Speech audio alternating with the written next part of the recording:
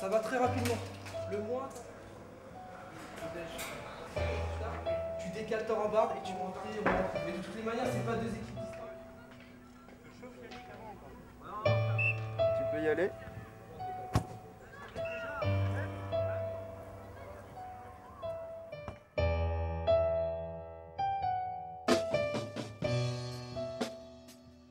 Pour beaucoup, moi y compris, cette histoire a débuté dans le noir, dans l'inconnu. Mais très rapidement, les zones d'ombre se sont éclaircies. Cette histoire est celle de l'AS Cécifoot de Saint-Mandé, une équipe de football un peu particulière. Julien, Martin, Hakim, Mokhtar, Mehdi, Odile et Gaël sont non-voyants, mais n'ont pu se résoudre à l'idée que leur handicap les prive de leur passion, le football. Lors de la dernière journée de championnat de France de Cécifoot 2006-2007, se déroulant à Lyon, nous avons suivi ces joueurs atypiques, au talent dépassant tout a priori.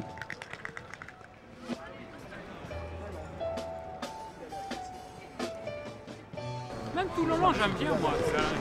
Toulalan, il les aide aussi dans ses choix. Hein. Karlstrom, il va remplacer Juninho, lui, à long terme. Déjà, il était énorme à Rennes, déjà. À Rennes, c'est lui qui faisait tout. C'était le meneur.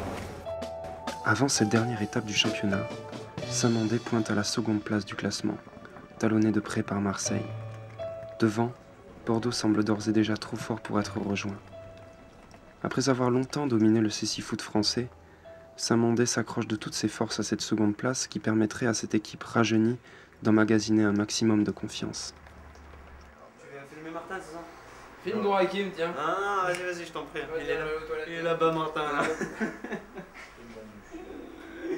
Moi, je crois que je suis dans une autre chambre. Arrivé à l'hôtel, la répartition des chambres se fait en général par affinité. Certains joueurs, comme Hakim et Martin, gardent leur habitude. Bob, je sais pas à quelle heure on mange là. Oui. Philippe? Oui. Mets-toi avec Mehdi pour l'instant. Ok, ça marche. Les novices, en revanche, partagent leur chambre avec un accompagnateur voyant pour plus de commodité. Il va falloir qu'on redescende pour manger. Vous m'attendez? Non, t'attends. C'est là?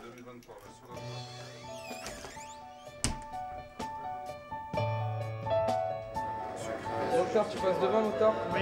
Voilà.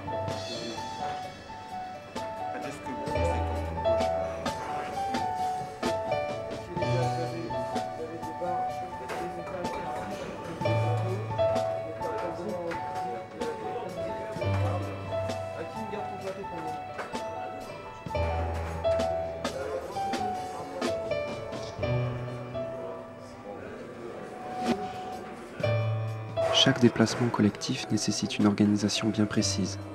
Les voyants ont un rôle important à jouer bien sûr, mais ce qui frappe avant tout, c'est la discipline que s'imposent ces joueurs pour être ensemble, liés les uns aux autres. C'est en dehors du terrain que l'équipe prend déjà forme. Dans le Cécifoot, la solidarité n'est pas simplement un mot que l'on entend dans les discours d'avant-match, c'est une règle élémentaire que l'on applique du petit déjeuner au dîner.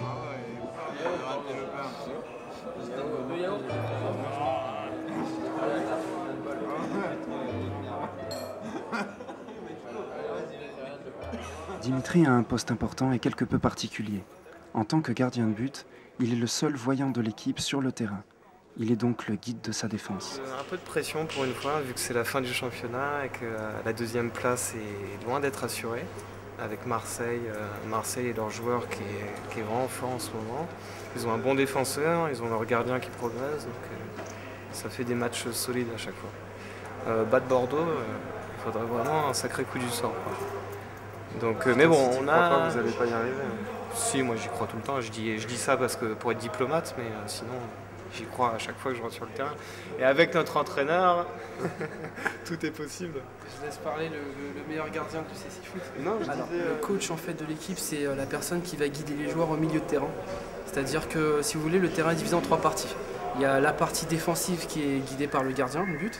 La partie du milieu de terrain qui est organisée en fait par le coach qui se situe sur le côté. Et il y a le guide qui va guider en fait dans les 12 derniers mètres les attaquants. Donc qui va les orienter au niveau de la finition, leur donner la distance par rapport au but, le nombre de joueurs devant et puis mettre en place certaines tactiques de replacement, de roulement. Enfin vous verrez ça demain.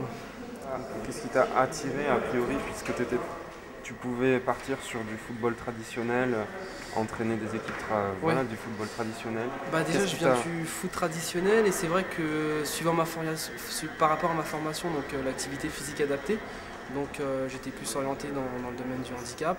Donc j'ai cherché à peu près le sport qui se rapprochait le plus de moi au niveau du handicap, comme le football. J'ai vu au niveau handisport ce qui se faisait. Je suis tombé sur le cécifoot et puis après il y a un lien qui s'est fait parce que c'est vrai que c'est un peu, hormis la compétition, c'est un peu une petite famille ici. On se retrouve tous les ans, on se connaît à peu près tous, toutes les villes. Donc il y a des liens qui se tissent, en dehors extra-sportifs on va dire.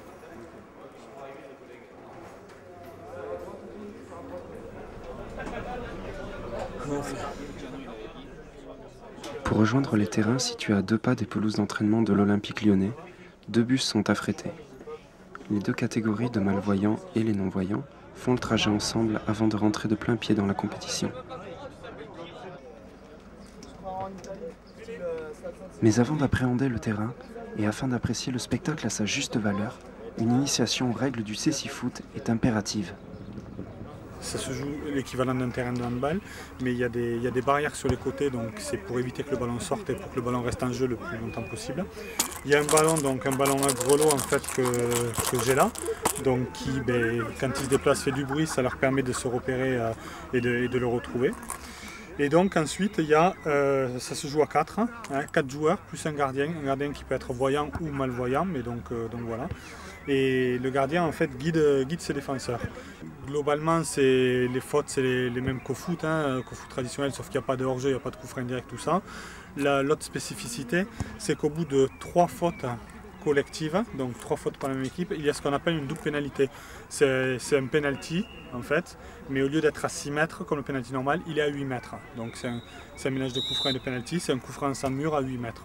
Alors quand est-ce qu'un penalty peut être sifflé? Le penalty, c'est comme le foot traditionnel. Le penalty, c'est quand une faute est commise dans la surface de réparation, elle est tracée, c'est un arc de cercle de 6 mètres. Dès qu'il y a une faute dans cette zone, il y a penalty. Dès qu'il y a une faute dans tout le reste du terrain, c'est un coup franc. Sur le terrain, il y a eux et nous. Alors que dans le foot traditionnel, ils n'ont pas besoin de nous pour jouer, quoi. Là, le ballon s'arrête, c'est pour ça qu'on est souvent... il faut être très très près du jeu. Le ballon s'arrête, on y va pour faire bouger le ballon, pour les aider. Donc en fait déjà il y a cette perception-là, on est une aide au jeu. Ça fait partie de ma vie le football tout simplement. Depuis tout jeune, je pratique le foot. J'ai perdu la vue à 16 ans, mais j'ai été un petit peu supervisé à l'époque pour aller à la Saint-Étienne. J'avais un très bon niveau jusqu'en cadet première année. Et j'ai perdu la vue à 16 ans. Et quand j'ai retrouvé la pratique du football à travers le cécifoot, ça m'a donné vraiment envie de m'investir à fond. Et un petit peu dans ma folie, j'ai proposé à la petite équipe de départ de faire en sorte que ça devienne une discipline officielle. Il n'y avait pas grand monde pour me croire et il faut vraiment s'investir à fond, entraîner les gens, fédérer. Et c'est ce qui fait qu'on a réussi à faire en sorte que la discipline devienne officielle, qu'il y ait un championnat de France, enfin les compétitions qu'on connaît maintenant. Par l'intermédiaire du cécifoot, est-ce que vous retrouvez des sensations que vous avez connues auparavant ou si c'est totalement différent? Je dirais balle au pied, c'est exactement les mêmes sensations. Je crois que ce qu'il faut que le grand public qui découvre le cécifoot comprenne, c'est que quand on est handicapé, on ne se pose pas la question quand on est dans la pratique d'un sport, et notamment du football, de savoir si c'est l'aveugle qui joue au football, c'est le sportif qui pratique. Et quand on est sur le terrain, je pense que tous les autres vous diront la même chose. En tous les cas, en ce qui me concerne, quand j'ai la balle au pied, je fais comme avant. Évidemment, j'ai plus les mêmes repères visuels, mais mes repères sont basés sur l'audition. Et à partir du moment où j'ai la maîtrise technique et surtout physique, je pense que je suis footballeur comme un autre footballeur. Ce que j'ai à vous dire les gars, c'est qu'on s'est construit, on a construit une identité, on a construit un niveau de jeu. Là ça commence à tourner pas mal entre nous. On conserve cette ambiance, on conserve cette solidarité, on conserve cette cohésion. Il n'y a aucune équipe actuellement, il n'y a aucune équipe qui peut nous complexer. Aucune équipe. Bordeaux, s'ils nous battent 1-0, c'est à la dernière minute avec un but vraiment de chance. Donc il n'y a aucun complexe, aucun complexe. Vraiment, on fait partie des bonnes équipes. Donc il faut conserver ça.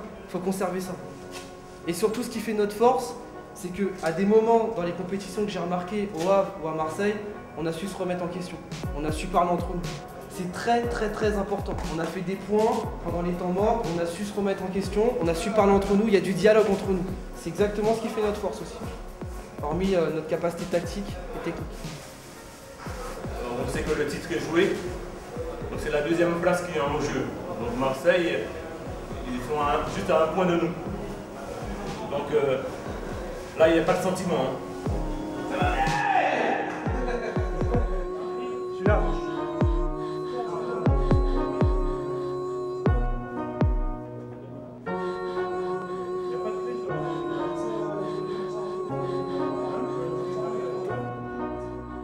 Premier contact avec le terrain, avec ce ballon à grelot. Première sensation importante. Pour conserver cette précieuse seconde place, Dimitri, Julien, Martin et les autres doivent être prêts, affûtés physiquement et forts mentalement. Marseille, qui monte en régime, ne leur laissera rien passer. D'autant moins qu'un autre enjeu sous-jacent habite les compétiteurs. D'ici 3 mois, l'équipe de France part disputer le championnat d'Europe de cécifoot à Athènes.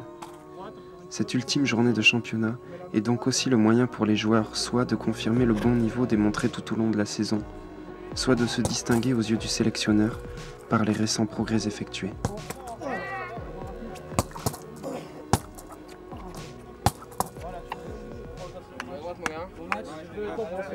Tu es né non-voyant ou tu as perdu la vue? Ouais, je suis né non-voyant. Ouais. D'accord. Donc c'est l'image du football que tu as, elle est purement mentale en fin de compte. Ouais, mais je pense qu'elle se ressemble vraiment de quelqu'un qui voit, parce que l'image visuelle que vous avez, ouais, on l'a dans la tête. Je pense que pour moi c'est quasiment, je pense que ça se rapproche vraiment, en tout cas les deux visions. Voilà, on voit un terrain, on l'a dans la tête. Je pense vraiment qu'on a la même vision sur ce point-là en tout cas.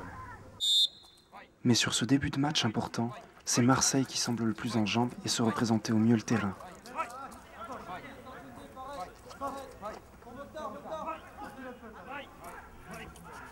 À peine 13 secondes de jeu et Samandé doit déjà courir après le score.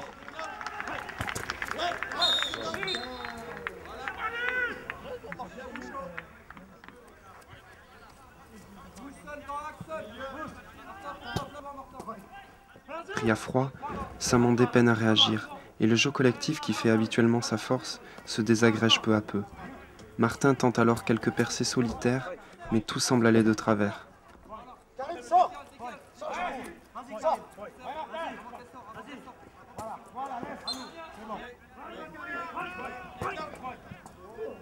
Les fautes de jeu et d'inattention s'accumulent.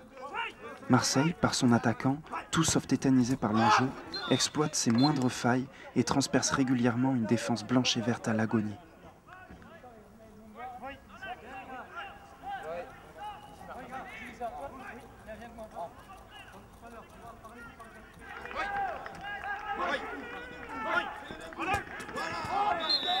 En quelques minutes, le score enfle en faveur de Marseille. 4-0 à la mi-temps. Un véritable naufrage pour Samandé.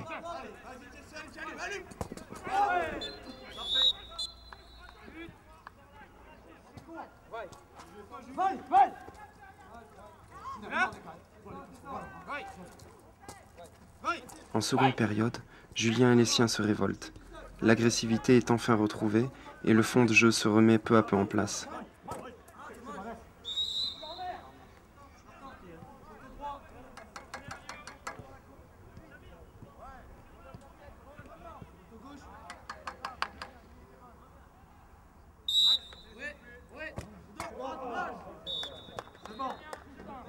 Gaël puis Martin réduisent la marque, mais le réveil est trop tardif. Samandé est balayé 5-2 par Marseille. La deuxième place s'éloigne un peu, mais rien n'est perdu. Après la déception, il faudra batailler ferme jusqu'à la fin du tournoi pour redevenir dauphin des Bordelais.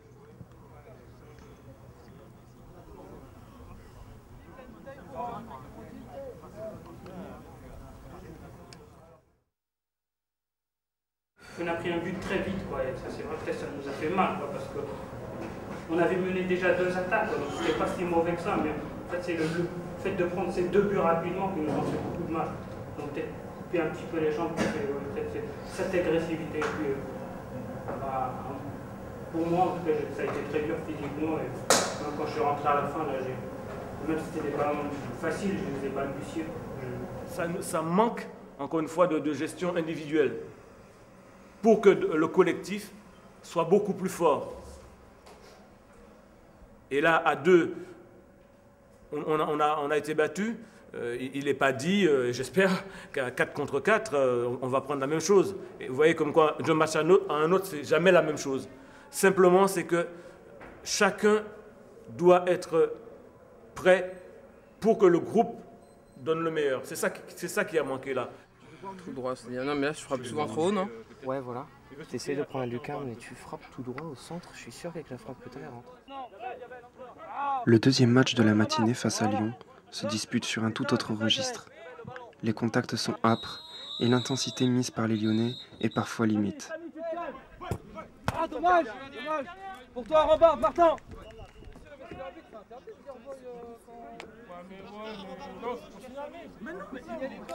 Le volley, c'est le signalement en fait. Le joueur qui n'est pas porteur du ballon doit se signaler par un volley au niveau du porteur pour éviter de s'entrechoquer. S'il ne se signale pas en fait, s'il s'entrechoque, c'est faute contre le joueur qui n'a pas dit volley. Au bout de 4 fautes, c'est une double pénalité, ce que vous venez de voir. Droit. Plein axe. Ouais. Ah, Après avoir été menés 1-0, les joueurs de Tirno reviennent au score par l'intermédiaire de Martin, mais ne parviennent pas à faire la différence. C'est fantastique avec Lyon. Quand on joue avec Lyon, c'est fantastique.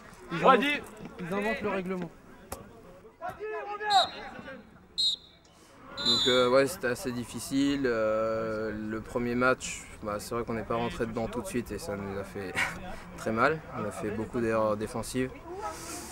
Et ce deuxième match, très physique. Pour des joueurs, un jeu assez, on va dire, technique, c'est dur parce que on se prend pas mal de coups, puis c'est un peu démoralisant, quoi. Mais voilà, c'est la force de l'autre équipe et ils s'en servent au maximum. Donc on va dire un bilan semi-négatif quand même pour ce matin. Ouais, je pense qu'on va jouer Bordeaux bientôt, donc là ça va être le gros match. Et un beau match, je pense, un beau match. Les gars devant, ça va passer. Hein. Martin, ça va passer. Hein. Odile, ça va passer devant. Hein. Allez, on y va. Allez les gars, on se concentre. On s'occupe pas du score. Là, on s'occupe juste de faire notre jeu, juste de retrouver notre jeu, c'est tout. Ok. On fait tourner. Allez les gars.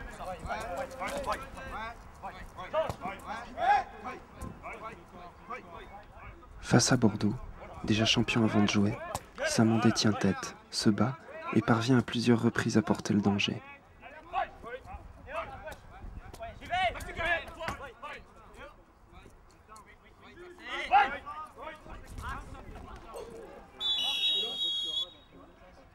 Nous assistons à coup sûr au plus beau match du week-end, avec parfois des gestes techniques et des enchaînements à couper le souffle.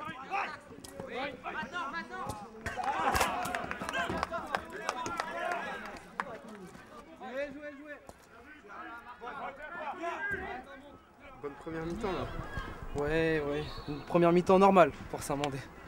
Là c'est à peu près notre niveau actuel qu'on a travaillé tout au long de l'année. Là on a eu un match ou deux où il fallait un peu se remettre la machine. Mais c'est bien parce que ça apprend que rien n'est acquis. Rien n'est acquis. Que même si on a travaillé à un certain niveau, on a montré de bonnes choses tout au long de l'année. Ça peut nous montrer que le matin d'une compétition peut être en difficulté. Et là, on est en train de se reconstruire mentalement.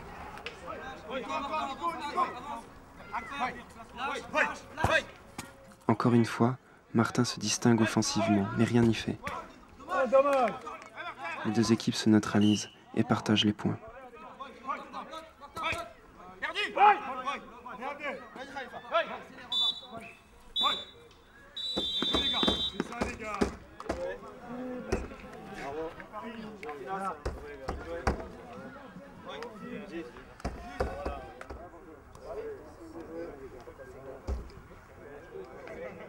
Les questions qu'on se pose quand on est joueur voyant, c'est comment vous arrivez à feinter un joueur qui ne voit pas la feinte que tu fais. Alors ça dépend des feintes, hein. Il y a plein de feintes visuelles. entre guillemets pas visibles justement du défenseur, enfin en tout cas de l'adversaire non-voyant, donc c'est pas forcément utile. Là où la feinte est utile, c'est feinter le gardien, vu qu'il est bien voyant, les feintes de frappe c'est utile. Et après je pense qu'on peut feinter l'adversaire non-voyant avec des feintes de corps, mais si on est au contact, ou après des petits, on va dire des espèces de petits crochets, si on crochette d'un côté, on repart tout de suite de l'autre. Ça, à la limite, c'est une feinte quand même, mais c'est vrai que bon, les feintes vraiment visuelles sont pas utiles, sont pas utiles. En tout cas, face à l'adversaire non-voyant, face au gardien, bien sûr, forcément.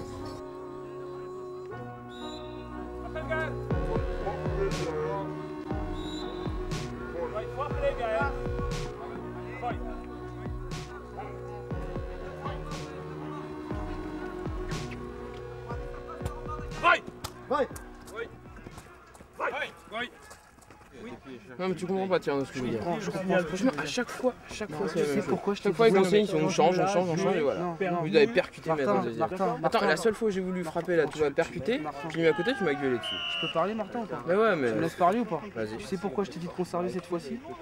Parce qu'on voulait faire des grosses actions, je voulais que tu conserves. Pour cette action-là, je voulais que tu t'économises. Ouais, conserver, changer... Non, pour cette action-là, je voulais que tu t'économises. C'est pour ça que je t'ai dit qu'on change. On va pas se cramer tout de suite. C'est pour ça que je t'ai dit qu'on change. Je comprends ton point de vue, mais je t'explique le mien. Attends, c'est toujours le même problème. Non, ah mais alors là, sans problème là-dessus. Sans problème là-dessus, mais je donne juste mon point de vue, c'est tout ça. Mais t'as raison de le donner, Martin. T'as raison. Gaël ? Le dernier match du championnat contre Marseille laisse à nouveau un goût d'inachevé. Pourtant, contre toute attente, l'entrée de Mehdi, un jeune joueur très attachant dont le temps de jeu est encore limité, provoque un sursaut d'orgueil.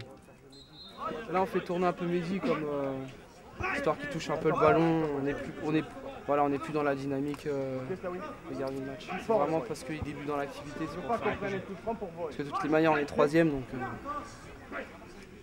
Pour son premier ballon, il illumine littéralement la fin de match, tout près d'inscrire son premier but dans le Cécifoot.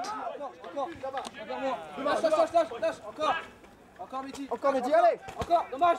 Encore Mehdi, encore. Ah, bouge quand tu veux, tu viens aider, mon Dieu. Derrière moi. Encore Mehdi. Dommage, elle est cadrée. Saint-Mandé s'incline finalement 2-1 et termine 3e du championnat. On voit que le Cécifoot commence à approcher le haut niveau parce que ça se joue, la saison s'est jouée sur presque un match. C'est-à-dire qu'on a travaillé longtemps, on a eu plusieurs week-ends de championnat où on arrivait à gagner, on arrivait à rester devant Marseille, toujours à 1 ou 2 points près. Et là, ce matin, en passant en travers, on s'est fermé la porte pour la 2e place.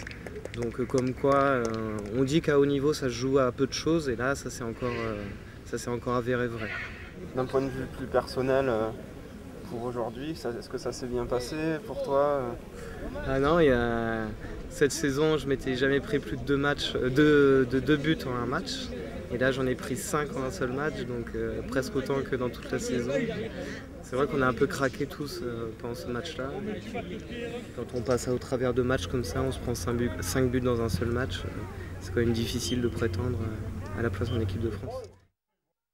J'ai toujours joué au foot avec mes copains bienvoyants qui m'ont fait beaucoup progresser et si je suis là, c'est que j'aime jouer au foot et je pense que c'est pareil pour tout le monde, quoi. Si on est là, c'est d'abord on aime jouer au foot et après bah voilà, forcément il y a le côté humain comme dans tout sport collectif, voilà, c'est un plus, quoi. Mais si tu joues, c'est pour la compétition, pour gagner?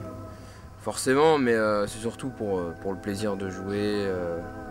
Le plaisir de toucher le ballon, voilà, c'est jouer au foot, quoi. Donc après, gagner, c'est encore mieux, forcément.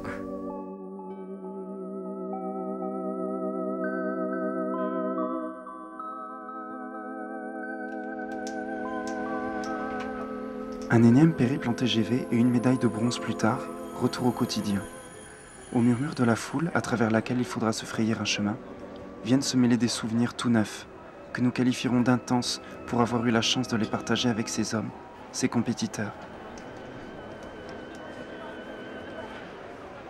Mieux qu'un au revoir, des poignées de main qui en appellent aux retrouvailles, autour d'un ballon rond, avec une envie de gagner décuplée, mais avant tout pour le plaisir de jouer, sans leçon à donner.